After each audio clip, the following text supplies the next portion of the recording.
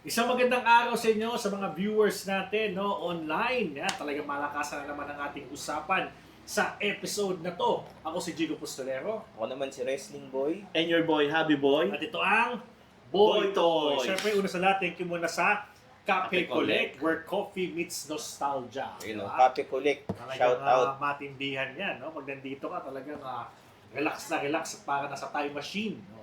Grabe, Napakalupit. No?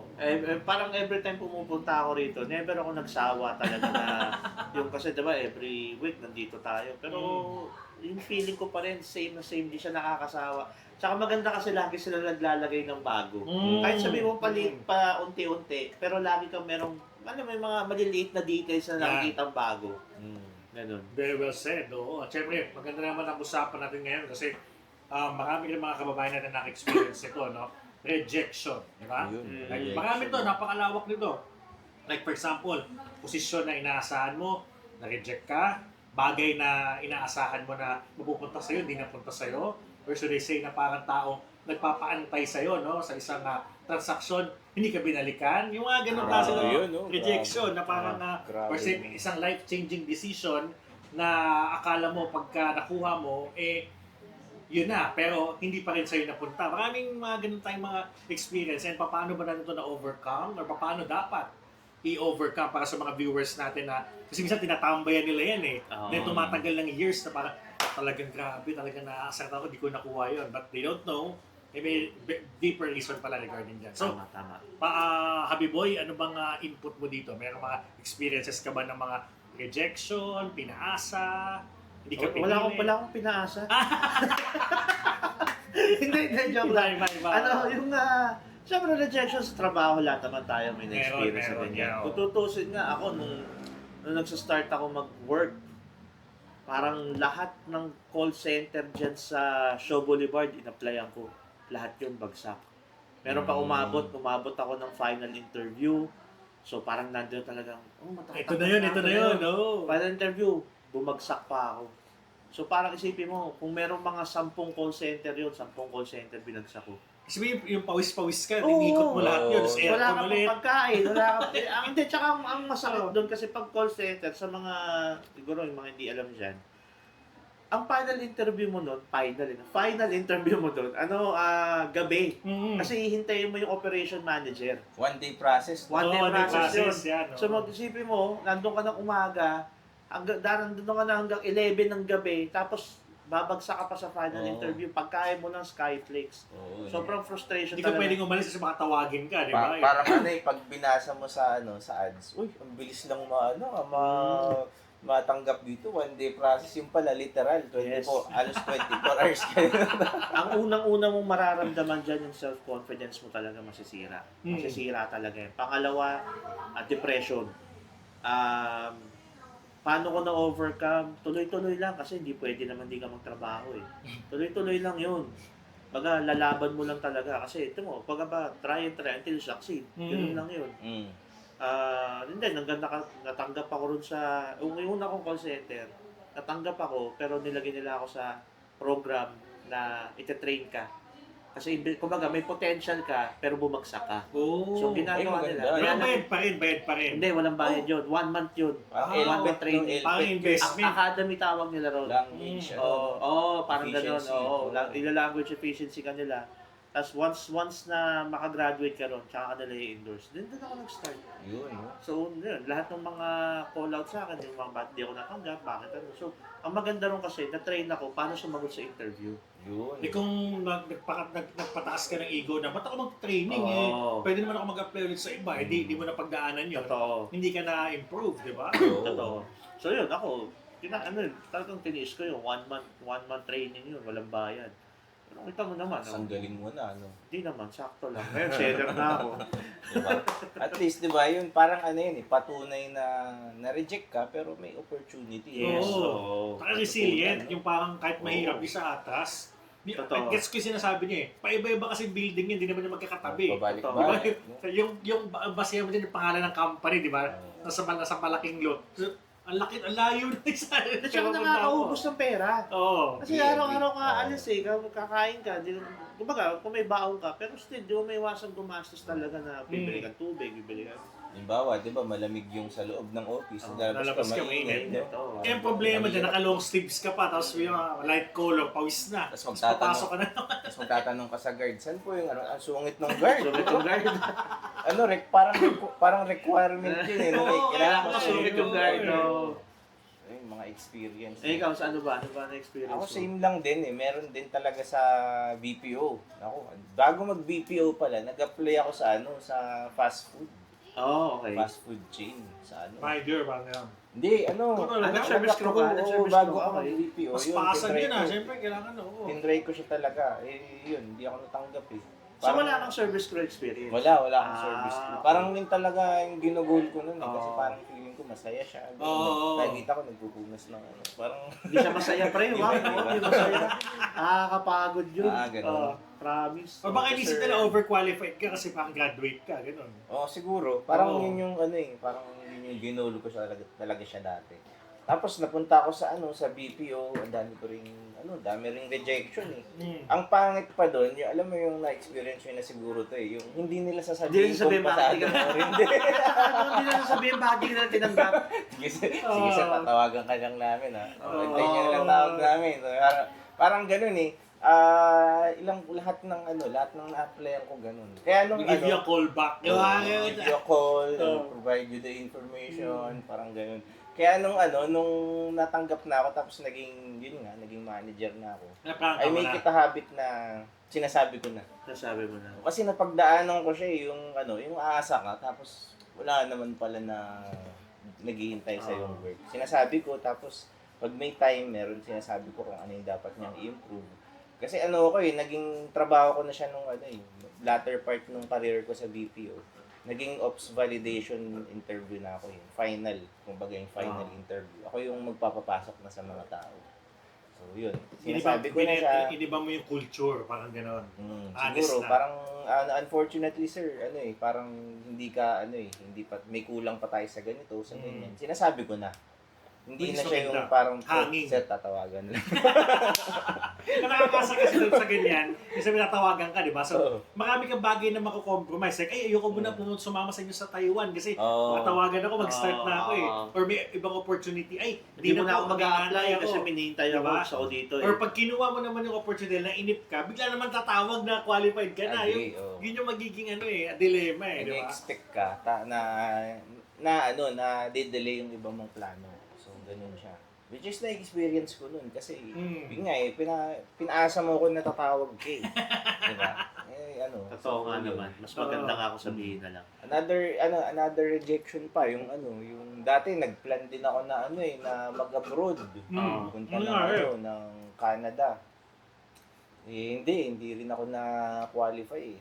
Hindi ko nakalimutan ko kung ano yung reason dahil ba siguro maraming kamag-anak or etc. Hindi ko na natandaan pero na-reject din ako. Siyempre nalungkot din ako na ganun parang kasi pagka sa akin dati pagka pinag-usapan na nagtatrabaho ka sa ganito sa ibang bansa, maraming pera, dollars, di ba? Kasi pagka nakikita mo may mga umuwi galing abroad, di ba?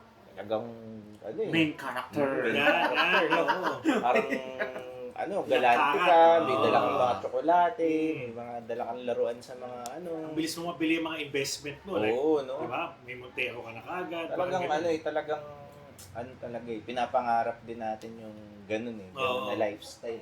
Living the dream, mga ganyan. Unfortunately, hindi tayo nakuha, hindi tayo natanggap. So, Eh, tignan mo naman, sana wala sa wrestling Oo, boy ngayon. oo. Diba? Ako nasa Canada ka, di kumbaga, wala wrestling ang boy. daming talagang rejection na which is yun nga tama na kailangan try ka lang talaga ng try para Correct. marami kang learnings na makuha. Pero alam mo, in addition to that, no, ako para sa akin, parang siguro marunong ang Diyos eh. Kasi kung isipin mo, kung natanggap ako sa mga, kumbaga parang muna kina-question mo yun na ang dami mo in-applyan, ginagawa mo naman lahat. Pero kung tingnan mo, if you look at the bigger picture, pag nangyayari ka dun yung part na pinagdadaanan mo, parang ko-questionin mo yung process bakit eh. Pero if you see the bigger picture, yung result na tulad sa'yo, kung nakapunta ka ng Canada, wala si wrestling boy. Sa akin, kung natanggap ako sa mga ibang call center, hindi ko nakilala misis. Tama. Oo, Yung di ba? mga ganun, Correct. di ba? Everything So, happens for a reason. Exactly. di ba? So parang you are there on the right place on the right time talaga. So dapat talaga hindi ka titigil kasi may purpose bakit nangyayari. O tamang yan. timing. Yes. Sama sa journey, no? Ikaw, brother, ano ba Oh, mga same din. rejection mo? Kagaya lang din ng sinabi mo. Kasi nung masscom talaga yung course ko. So, syempre, pag masscom ka, nag-excel na ako dun sa mga subjects na, bawa, may TV production. So, dun pala nagbabasa na ako ng balita. Sinasabi ng iba, medyo may potential nga doon. Iba pwede to sa ganito kasi makakapal yung mukha, parang ganyan-ganyan. So inisip ko na kagad, nasa ulo ko na yon na pagka-graduate ko, makakashoot ako sa mga networks niya. Kasi nga, sinabi ng prof ko, magaling ako eh. Mataas grade ko dito eh. But in reality, hindi. So, nag-apply ako marami. Hindi ako na pumapasa kahit yung tipong may screen test. Yung parang confident ako na, ito, parang mayabang pa ako. Probinsyano, wala sa akin to. Ako talaga Tagalog ako eh. Parang gano'n. Hindi pa rin ako nakukuha hanggang sa, yun nga, lahat ng mga network, nare-reject ako. So, minsan yung amor, yung tawag dito, yung sa sarili ko, confidence ko, parang baka di talaga ako para dito o baka hindi talaga. Sa mga sira, no? Oo. Pero, nilabanan ko yun in a way na parang nagpatuloy pa rin ako sa buhay, naghanap ng work, BPO, mga nagkabit ng internet sa mga bahay-bahay, businesses, nagtupi ng damit sa mall, anything na makakatulong sa family, pinasok ko. But hindi ko tinigil yung yung dream. I mean, passion, no? Yung passion na one day magiging ganito pa rin ako, ganyan-ganyan. Tapos, ito na nga, to cut the long story short, nabigyan ako ng opportunity, and na-realize ko, bakit nga pala itong timing na to parang 10 years mahigit bago ako nabigyan ng break from my graduation. Yun pala, ang tinuturo sa akin ng Diyos, in-acknowledge ko talaga. Kasi kung yung time na graduate ako, ginawa niya akong anchor agad, baka naging mayabang ako, nakaaway ko lahat. Kasi arrogante ako eh. To be kumbaga press ko yung boss ko, kung di mo ko kilala. Mayabang talaga. And yung mga napagdaanan ko, like nagtupi ng damit sa ball, yung mga nagkabit ng internet, natuto ko maging humble eh. Makisama. Na hindi porket graduate ka, lamang ka sa mga taong undergrad. May mga work ako na pantay-pantay lahat. So, doon ako natuto na parang ang dating kailangan pakipagkapwa-tao ka. So, that rejection leads me na maging opportunity giver. Na ba, may taong lumalapit, gustong sabi ko, baka yun talaga yung purpose na maging matulungin tayo, huwag tayo magdamot ng connection natin kasi dumating din tayo sa point na nangailangan tayo ng connection, wala nagbigay. Walang nag-push sa atin, di ba? So, kapag may capacity na tayo, isi-share natin, di ba? In a good way, di ba? Oo, galing. Ano yung pay it forward? Yun, sabi pay it nila, forward. Tama. Yan. Galing. Ganda. Kaya naniniwala talaga ako na as an individual, kailangan mo talagang maging maging successful. Correct, tama. Maging magkaroon ng maraming friends or connection. Kasi para mas marami kang matulungan. Tama. Or kung tutulungan mo talaga, mas maging effective siya, mas magkaroon pa siya ng impact. Tsaka kailangan maging successful ka muna bago ka tumulong din. Kasi pwede. Kasi may hirapan ka. Hindi naman masamang tumulong na hindi ka successful. But my point is, Establish mo na yung goal mo. mahirapan kang tumulong sa iba pagka nagsa-struggle ka din. Oo, correct. Yung mangyayari niyan eh. Isipin mo, kunwari, si Jigo, di ba? Tinulungan niya yung isang online seller or isang store. Pero wala siyang platform na ganyan. Diba? Iba yung impact eh. So, kailangan mo talaga establish yung ikaw mismo. Para pag it's time na tumulong ka na sa iba, ang laki ng impact na maliit lang sa'yo, pero sa iba, sobrang big help. Correct. Diba? Tama. Ganun siya eh. Yun ang maganda dyan. Tsaka, Katulad mo, sa'yo, di ba? Yung gusto mo tumulong naman na ganito, pero isipin mo na lang, wala kang connection sa toys or wala kang friends. paano mo gagawa? Paano mo siya gagawin? Totoo. Kailangan mo talagang Lalo na talaga sa field natin. Kasi sa online. Kasi nasa online kami, softmed kami. Para maging successful ka kasi sa business ng social media, you have to create your own community. Dapat nasa community ka talaga. Kasi doon parang nangyayari kasi gagawa ka ng relationship dyan eh. So, doon ka kasi makikilala, doon ka mag-boost or magbo-boom once na nagkaroon ka na ng mga followers. And how to do that is you have to be active in the community. Correct. Parang kay Wrestling Boy, yung grabe to, nung toy ko, no? Ang dami doon, ayaw bumili nung wala siya. Kasi katabi ko siya eh. Hinahanap, Oo, di ba? kaya CR ka, o kaya di ba, minsan late ka ng dating. pag kunwari may pupunta ron, andyan na po si Wrestling Boy, wala pa po eh, mamaya pupunta pa po, o kaya nag-CR, sige, balik na lang kami. Tapos pagbalik, talagang hihintayin niya ngayon. Pabalik, pero mga nakadalawang balik. Pagbalik nagsiyang ulit. Pagbalik, tapos pag nandun na siya, tsaka bibili. Oh. Tapos magpapapicture. Di So ba? isipin mo, they have the opportunity na bumili naman sa iba eh. Mm. Pero bakit sila bumibili sa kanya? Dahil gusto nilang yung community na meron ka, nakakakwento mo. Tsaka maganda sa kanya, napapansin ko, Mm. kinukwentuhan mo, yung ano ba, sino ba favorite mong character? Ano yung favorite mong Oh, moves? yan. Naririnig ko Kasi ano, eh. ano talaga eh, kumbaga Connection. opportunity yung Yes. ano, makipag-usap kayo, parehas kayo ng hobby. di ba? Mm. Siguro normal na lang, siguro yung iba parang nawiwirdan pag ano, dami mo naman tanong, bibili lang ako parang Oo. ganun. Pero ano siya eh, parang normal na lang siya as, Rapport. ano, eh, as a Yan. wrestling fan. Mm. Siguro ano, hindi ko na namamalayan na annoying siya. Pero Hindi, ay baka bahala, di ba? hindi ba talagang makikita mo sa mata nila eh na kinakausap ako ng wrestling boy. Yung Oo, gano'n, yung, alam mo yan. sige picture po tayo. Tapos ano ba, may tanong ka pa, anong favorite mong era? Sila ano eh, si ganito ganyan. Nagkukwento talaga sila. And isipin mo sa dami ng bumibili, yung energy mo, parang hindi Nagda-down. Hindi nagda-down. Oh, correct.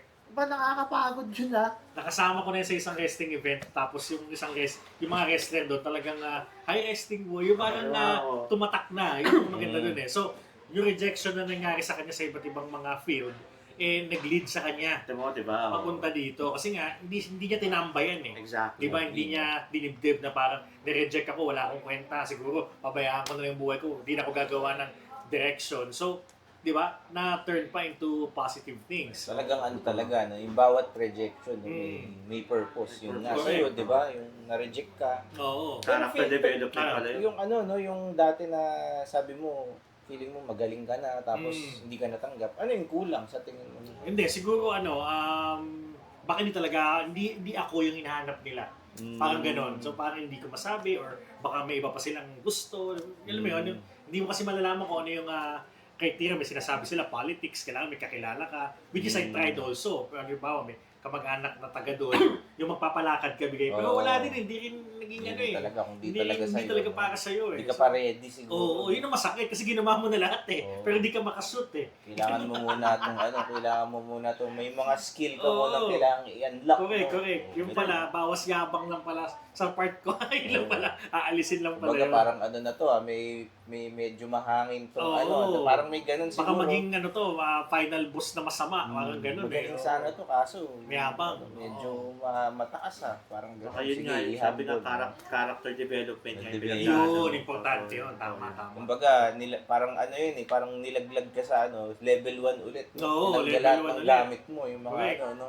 Parang ganun siya. Saka mas matamis kasi yung tagumpay pag pinaghirapan. Oo, Totoo yun talagang naman, ang totoo. bagsak sa lahat. Then, Totoo yun. Totoo. unti-unti kang aangat. Tapos mamaling ka ng tao because of what you are doing. Kasi ineffective ka, di ba? Totoo. Hindi lang dahil sa pangalan mo, dahil kilala ka, di ba? Yun. Saka mahirap kasi pagka binigay lang sa'yo ng ganun.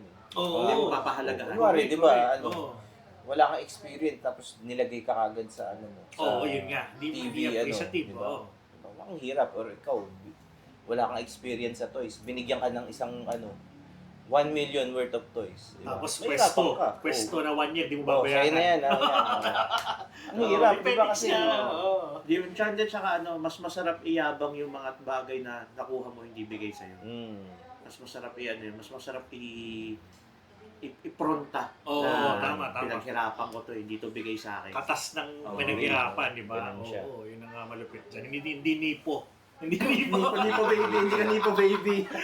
Tama. Well, napaka-fruitful lang ating usapan sa episode na to. Kung meron kayong mga comments dyan, comment kayo. Kung may mga suggested kayo topics, mag-suggest na po kayo sa aming comment section. Ako po si Jigo Apostolero. Ako naman si Wrestling Boy. And your boy, Happy Boy. Ito ang Boy Toys!